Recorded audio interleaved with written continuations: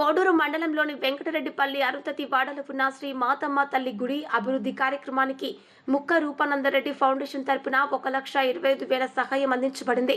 ఈ చెక్కును రైల్వే కోడూరు నియోజకవర్గ టీడీపీ పార్టీ ఇన్ఛార్జ్ మరియు కూడా చైర్మన్ ముక్క రూపానందరెడ్డి గారి సతీమణి ముక్క వరలక్ష్మి స్వయంగా గ్రామస్తులకు వారి గ్రామంలోనే అందజేశారు. కార్యక్రమంలో ముఖ్య అతిథిగా ప్రభుత్వ విప్ రైల్వే కోడూరు శాసనసభ్యులు అరవ శ్రీధర్ పాల్గొన్నారు. సందర్భంగా ముక్క వరలక్ష్మి మాట్లాడుతూ గ్రామాల్లో ఆధ్యాత్మిక కేంద్రాల అభివృద్ధి అత్యంత ముఖ్యమైనది.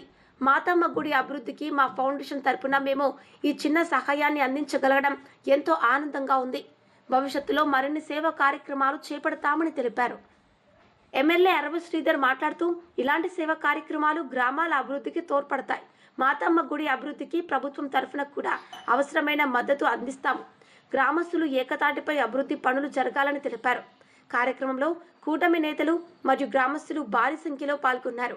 సందర్భంగా గ్రామస్తులు ముక్క ఫౌండేషన్ తరఫున తమకు అన్ని విధాల సహాయం చేసే ముక్క రూపానందరెడ్డి గారికి, ముక్క వరలక్ష్మి గారికి ధన్యవాదాలు తెలిపారు.